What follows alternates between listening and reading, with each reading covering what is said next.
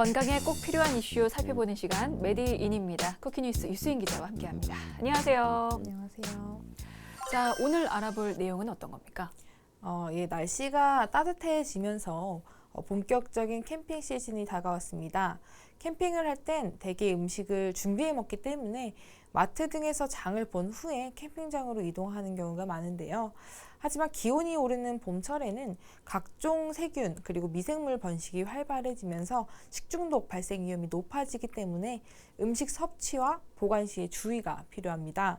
오늘은 봄철 식중독을 예방하기 위해 어떤 점을 주의해야 하는지 알아보는 시간 가져보겠습니다. 네, 이 전 세계적인 코로나19 유행 여파로 최근에는 인구 밀집 지역인 도시보다 산, 강, 바다 이렇게 탁 트인 야외에서 소규모로 즐길 수 있는 그런 캠핑이 대세로 떠오르고 있는데요.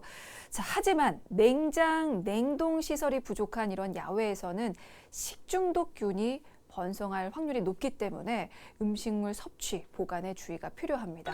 오늘 이와 관련해서 이야기 자세히 나누고 가도록 하겠습니다. 먼저 알아보고 싶은 게 봄철도 여름만큼이나 식중독이 많이 발생하는 계절이라고 하는데 이거 무슨 얘기입니까? 식중독은 여름에 발생한다고 생각하기 쉽지만 네. 봄철에도 많이 발생합니다.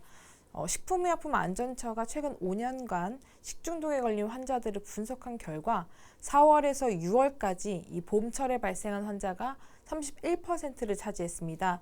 여름에 발생하는 식중독은 38%로 봄철 식중독이 여름 다음으로 높습니다. 박효진 고려대 구로병원 가정의학과 교수는 식중독 발생률은 1년 중 여름이 가장 높지만 봄인 이 4월부터 점점 증가하기 시작한다. 실제로 기온이 올라가기도 하지만 여름 때보다 경각심이 낮은 것도 이유가 될 수 있다고 말했습니다. 맞아요. 봄에 식중독을 조심해야 한다는 건 정말 까마득하게 모르고 있었습니다. 이 시간 정말 집중해서 들어야 될 것 같은데 여름철만큼이나 위험한 봄철 식중독에 대해서 살펴보도록 하겠습니다. 자, 그러면 이 봄철에 특히나 많이 발생하는 식중독은 어떤 게 있습니까? 봄철에 특히 많이 발생하는 식중독은 클로스트리디움 퍼플린젠스 식중독입니다. 식품의약품안전처의 최근 5년간 계절별 퍼플린젠스 식중독 발생 현황을 보면요. 최근 5년간 총 46건의 식중독 사고로 1,584명의 환자가 발생했고 3월에서 5월 사이에만 771명, 그러니까 전체 50%가 발생해서 봄철에 집중적으로 발생한 것을 알 수 있습니다. 네, 퍼플리젠슨 아니죠. 이름이 좀 어렵네요. 퍼플리젠스 식중독입니다. 생소하게 느껴지는 분들도 참 많을 것 같은데 이 식중독은 어떤 특징이 있습니까? 클로스트리디움 퍼플린젠스 감염증이란 해당 균이 증식해 만들어내는 장 독소에 의한 급성 위장 감염 증상을 말합니다. 주로 음식 내에서 균이 증식하고 그 장 독소를 생산하는데요. 병원체는 자연계에 널리 분포하고 그 사계절 식중독을 일으키는데 주로 오염된 음식이나 물을 통해 전파되는 것으로 알려져 있습니다. 근데 보통 잘 한번 푹 끓였던 음식은 식중독에서 좀 자유롭다라고 생각하는데 이 식중독의 경우는요, 다른 식중독균과는 달리 이게 음식을 한번 끓였던 경우라도 다시 증식할 수 있는 특징을 가지고 있다고요? 그 퍼플리젠스 식중독균은 공기가 없는 조건에서도 잘 자라고 열에 강한 그 아포를 가지고 있는 것이 특징입니다. 아포란 그 세균이 고온, 건조 등 이렇게 생존하기 어려운 환경에서 만들어내는 것인데요. 아포의 형태로 휴면 상태를 유지하고 있다가 세균이 자랄 수 있는 환경이 되면 다시 이 아포에서 깨어나 균이 증식하게 됩니다. 아포의 특징을 지닌 퍼플리젠스 식중독 역시 마찬가지로 생존력이 매우 강한데요. 보통의 식중독균은 80도 이상의 고온에서 1분 이상 충분히 가열하면 사멸하는 데 반해서 이 퍼플린젠스 식중독균은 고온에서 충분히 끓인 음식이라고 해도 균이 다시 증식해 식중독을 일으킬 수 있습니다. 그러면 실온 보관을 하면 안 되겠네요. 사실은 봄에는 기온이 좀 올라도 여름처럼 크게 오르지는 않기 때문에 그냥 바깥에 내놓고 그냥 음식 보관하시는 분도 굉장히 많은데 그렇게 되면 발병 좀 확률이 높아지는 거 아닙니까? 그 봄, 가을과 같은 환절기에는 한낮 낮을 제외하고는 이제 기온이 크게 높지 않기 때문에 조리한 음식을 실온에 방치하는 일이 많죠. 이때 음식이 이제 서서히 식으면서 가열 과정에서 죽지 않고 살아남은 퍼플린제스 아포가 깨어나서 식중독을 유발하는 것입니다. 또 많은 음식을 한 번에 조리해 상온에 보관하는 경우에도 산소가 없는 조건이 만들어져서 균이 더 잘 증식하게 된다고 합니다. 그러면 이 퍼플린제스 식중독에 걸리면 어떤 증상이 나타납니까? 퍼플린제스 식중독은 6시간에서 24시간의 잠복기를 거친 뒤 증상이 나타나게 됩니다. 감염 증상으로는 갑작스러운 복통과 설사, 메스꺼운 증상이 대표적인데요. 일부 증상이 이제 심한 환자에게서는 발열과 구토 증상이 나타날 수도 있습니다. 다행히도 이 식중독은 설사나 복통 등 이제 가벼운 증상을 앓고 난 후에 자연스럽게 회복되는 것으로 알려져 있습니다. 이때 체내의 전해질이 급격하게 줄어들 수 있으므로 이온 음료 등을 마셔서 틈틈이 전해질을 보충해 주는 것이 좋습니다. 만약 증상이 일주에서 2주 이상 지속되거나 탈수 증상이 심각한 경우라면 병원을 찾아서 항생제 치료 등을 이제 받는 것이 좋습니다. 네. 뭐 모든 질환이 마찬가지겠지만 무엇보다도 가장 중요한 건 발병하기 전에 막는 방법을 최선의 노력으로 기울이는 게 아닌가 싶은데요. 이 퍼플린제스 식중독은 예방법이라고 했을 때 어떤 게 있습니까? 퍼플린제스 식중독은 육류 등의 식품은 중심부 온도가 한 63도에서 75도 이상 되도록 충분히 조리하고 조리된 음식은 먹기 전까지 60도 이상으로 보관하거나 아니면 5도 이하에서 보관하고 남은 음식은 냉장 또는 냉동 보관했다가 75도 이상에서 다시 가열한 후에 섭취해야 합니다. 그러니까 보관이 중요한데 실온 보관은 안 됩니다. 냉장 혹은 냉동 혹은 고온에서 완전한 고온에서 보관을 해야 한다는 점 꼭 기억을 해두시기 바라겠습니다. 자, 그 밖에 봄철에 주의해야 할 또 다른 식중독이 있는데요. 봄철 참 많이 먹게 되는 음식 중에 하나가 입맛을 돋궈주는 봄나물이 있죠. 하지만 이 봄나물 때문에 또 식중독에 걸릴 수가 있다고 합니다. 자, 살펴보겠습니다. 자, 봄나물 섭취할 때 주의사항 있다고요? 어떤 게 있습니까? 식품의약품안전처는 이제 매년 봄나물과 유사한 독초를 잘못 채취하고 섭취해서 발생하는 식중독이 이제 발생 건수가 줄지 않고 있다면서 봄나물의 이 채취 그리고 섭취에 각별한 주의가 필요하다고 안내했는데요. 식약처는 지난 10년 동안 독초를 산나물로 오인하고 섭취해서 발생한 안전사고는 총 25건, 환자 수로 따지면 86명으로 이 중에서 사망 사례까지 있었고 사고는 주로 2월에서 5월 사이 많이 발생했다고 밝혔습니다. 네, 사실은 이런 독초는요, 전문가들도 잘 구분하기가 어렵다고 합니다. 때문에 잘 모르는 야생 이런 식물은요, 애초에 내가 잘 모른다면 채취하거나 섭취하지 않는 게 방법이 될 것 같은데요. 자, 그렇다면 주변에서 흔하게 잘못 알고 섭취하고 있는 독성 식물 살펴보겠습니다. 어떤 게 있을까요?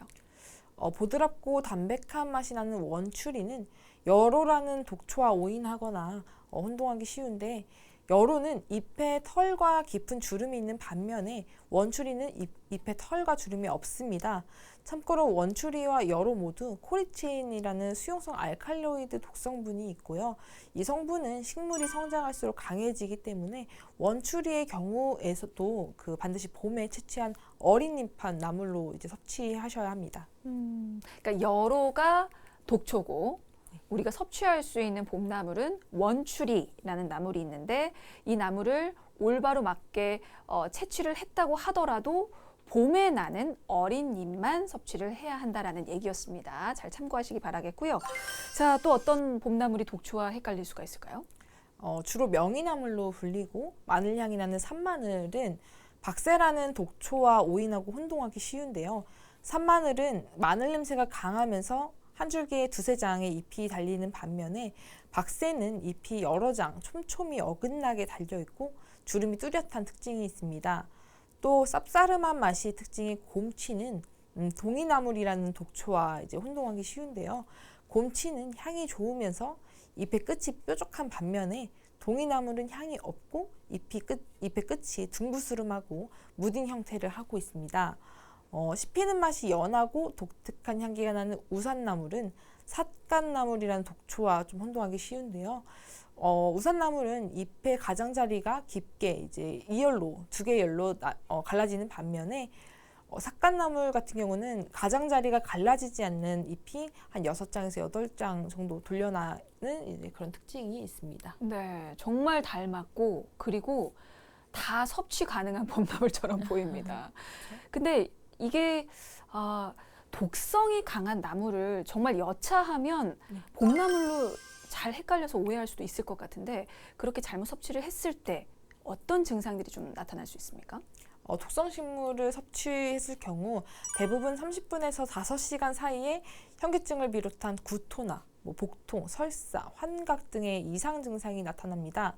이때 민간에서 전해져 오는 소금물 등으로 먹고 이제 마시고 억지로 토하는 것은 오히려 증상을 악화시킬 수 있기 때문에 즉시 이제 병원을 찾아가되 정확한 진단과 치료를 위해서 섭취한 독성 식물을 가져가는 게 좋습니다.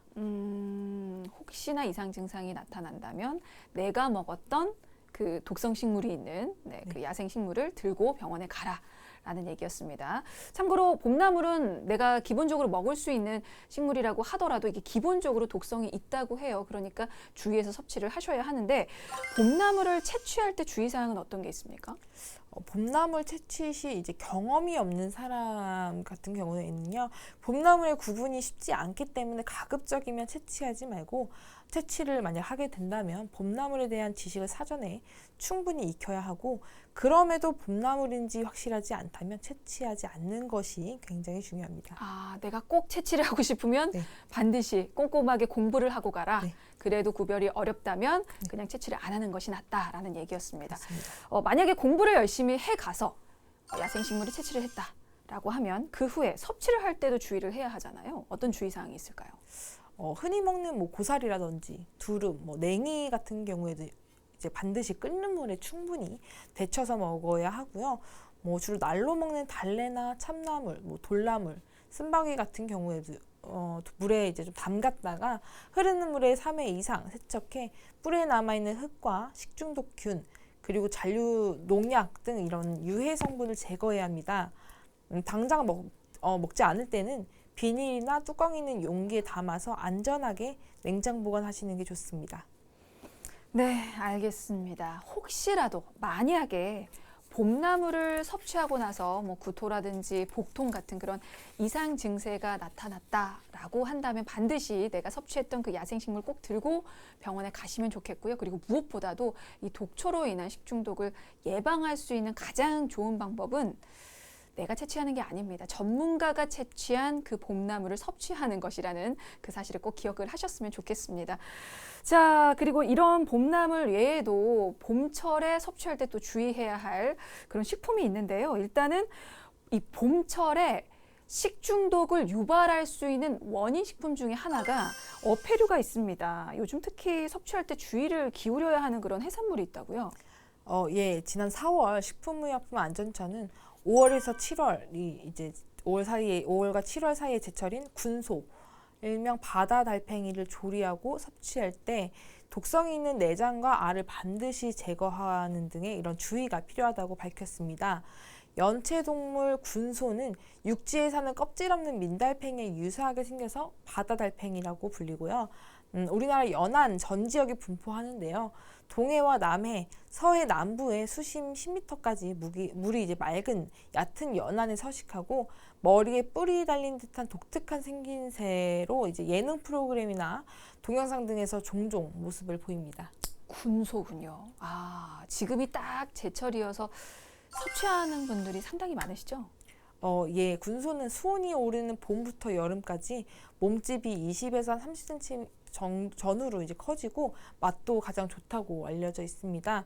주로 이제 삶아서 먹는데요. 쫄깃한 식감 그리고 쌉싸름한 맛, 독특한 향이 특징입니다. 네, 물론 맛은 있겠죠. 하지만 내장 그리고 알에 독성 성분이 있다고 하니까 조리할 때도 특히나 또 주의를 기울이셔야 될 텐데 만약에 이걸 모르고 그냥 섭취를 하게 됐다라고 하면 이건 어떤 증상이 나타납니까? 군소의 내장과 알에는 디아실 헥사디실 글리세롤하고 그다음에 아플리시아닌이라는 이런 독성 성분이 들어 있어서 이를 제거하지 않고 섭취할 경우에는 구토와 복통, 현기증, 황달 증상이 나타나고 간혹 급성 알레르기 반응이나 독성 간염 등을 이제 유발할 수 있습니다. 근데 이게 분명히 뭐 가열을 하다든지 조리를 했을 텐데 가열을 했다고 하더라도 독성 성분이 남아 있게 되는 건가요? 군소의 독성 성분은 가열에도 제거가 되지 않기 때문에 직접 조리를 하는 경우에는 내장과 알, 보라색 분비물을 반드시 제거하고 음식점에서 조리되어 있는 군소를 섭취할 경우에는 이제 완전히 제거가 됐는지 확인해야 합니다. 식약처는 내장과 알을 제거하면 군소의 독에 의해 발생하는 사고를 충분히 예방할 수 있으므로 올바른 손질법을 준수하고 만약에 이제 소화기 증상 또는 황달 같은 이런 관련 증상이 나타날 경우 즉시 인근 병원을 방문해서 치료받길 바란다고 이제 당부했습니다. 네, 사실 뭐 제철 음식이 보약이잖아요. 그래서 때때마다 맞는 어떤 해산물이라든지 봄나물 같은 제철 식품들 좀 찾아서 드시는 분 많은데 이런 주의사항들 꼭 참고하시면 좋을 것 같습니다. 자, 군소 외에 또 잘못 먹으면 독이 되는 그런 봄철 해산물 또 있다고요? 어떤 게 있습니까? 봄부터 여름 사이 산란기를 맞은 자연산 홍합에는 마비성 폐류독소가 들어 있습니다. 심한 경우에는 사망에 이를 만큼 치명적이기 때문에 특히 이제 5월에서 7월 사이에는 섭취를 주의해야 합니다. 또 소라를 섭취할 때도 주의하셔야 하는데요. 소라의 내장이라고 부르는 중장선에는 광감작을 일으키는 피로페오포르바이드 A라는 독성 물질이 있어서 과다 섭취하면 복통과 현기증을 일으킬 수 있습니다. 따라서 여름철 참소라를 먹을 때는 반드시 이 녹색 내장을 제거하고 먹어야 합니다. 그 밖에 이제 기온이 높은 여름철에는 굴이 이제 부패되기 쉽고 장염, 비브리오 같이 이런 식중독 우려도 있는 만큼 굴을 생으로 먹는 것은 좀 자제가 필요하겠습니다. 네, 알겠습니다. 자, 이렇게 봄철 주의해야 할 여러 식중독에 대해서 살펴봤는데요. 그래도 다행인 점은요, 이게 코로나19 영향인지 식중독 환자가 크게 눈에 띄게 줄었다라는 점입니다. 지난해 식중독 발생 건수가 관련 통계를 작성한 2002년 이래 가장 적은 환자 수를 기록했다고요? 예. 지난 2월 식품의약품안전처에 따르면 작년 식중독 발생 건수는 178건, 환자 수는 인구 100만 명당 53명으로 최근 10년 이내로 최저치를 기록했습니다. 최근 5년간 평균 식중독 발생과 비교해 볼 때 발생 건수는 52%, 환자 수는 40% 수준으로 나타났습니다. 식중독 발생 유형을 시설별, 월별, 원인균별로 분석한 결과 작년 식중독 발생이 가장 많았던 시설은 음식점이었고요. 환자가 가장 많이 발생한 시설은 학교 외 집단급식소였습니다.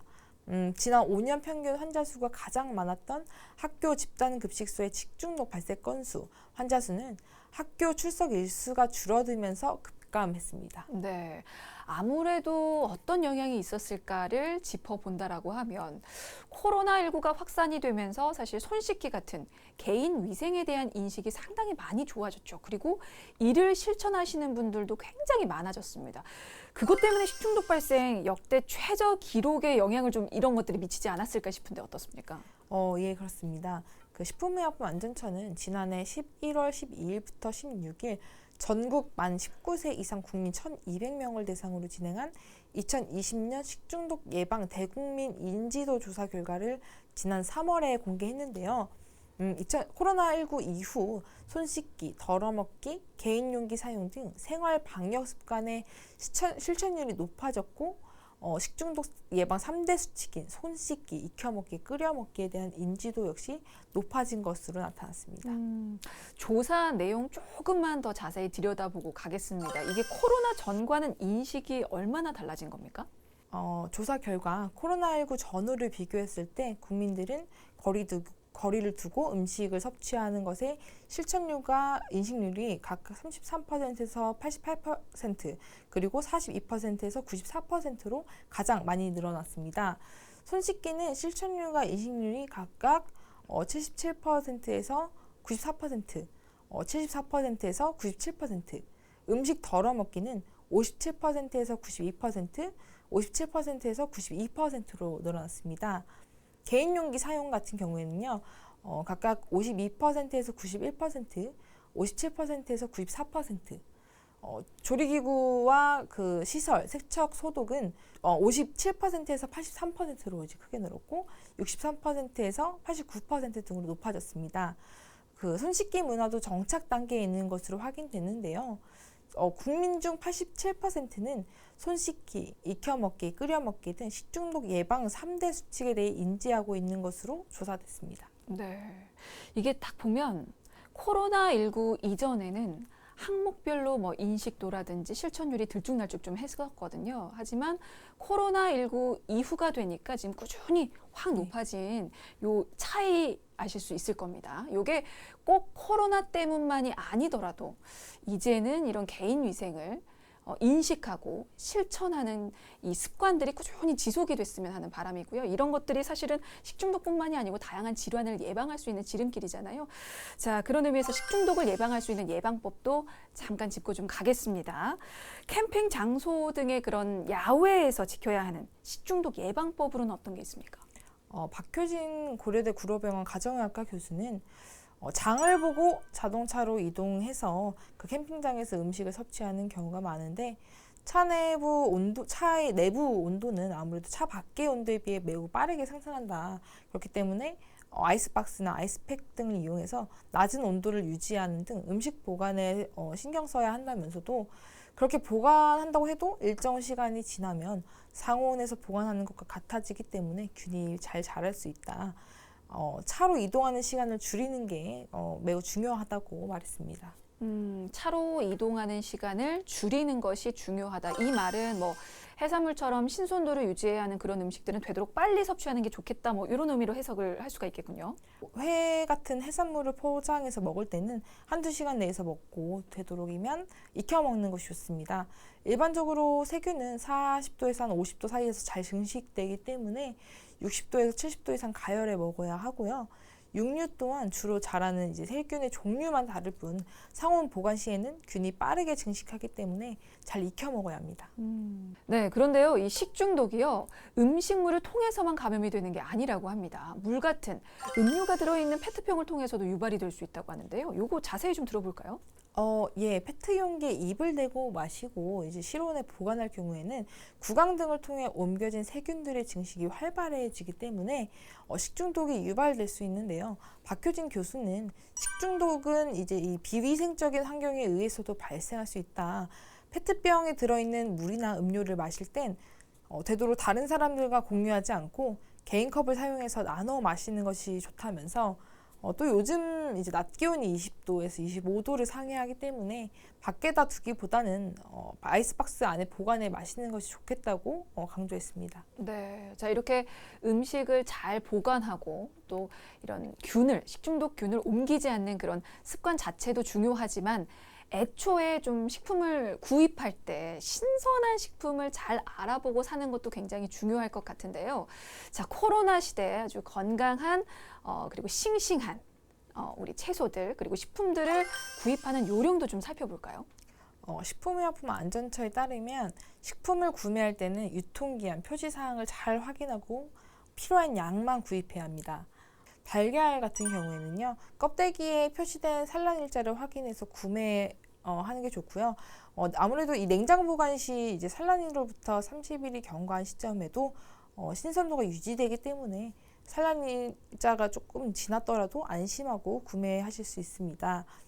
농산물 같은 경우에는 이제 흠이 없고 신선한 것을 선택하고 수산물은 몸통에 탄력이 있고 눈이 또렷하며 그 윤기가 나고 비늘이 부착된 신선한 것을 구입하는 것이 좋습니다. 또 장보기 순서는 밀가루, 식용유와 같이 냉장이 필요 없는 식품을 시작으로 과일, 채소 등의 순서로 하며 식품이 상온에서 오랜 시간 방치될 경우 세균 증식의 우려가 있는 냉동식품, 육류, 어패류는 이제 마지막에 구입하도록 합니다. 장보기가 끝나면 가공식품, 과일, 채소류는 육류나 수산물과 접촉돼서 이제 교차 오염이 되지 않도록 장바구니를 좀 구분해서 담고 냉동식품 같은 경우에는 녹지 않게 운반하고 구입한 식재료는 바로 냉장고나 냉동고에 넣어서 보관하시는 것이 좋습니다. 네, 알겠습니다. 따뜻한 봄철 건강하게 즐기기 위해서라도 오늘 알려드린 이 식중독 예방 요령 잘 기억을 하셨다가 나와 내 가족의 건강 꼭 챙기시길 바라겠습니다. 메디인 여기서 마칩니다. 쿠키뉴스 유수인 기자였습니다. 고맙습니다. 감사합니다.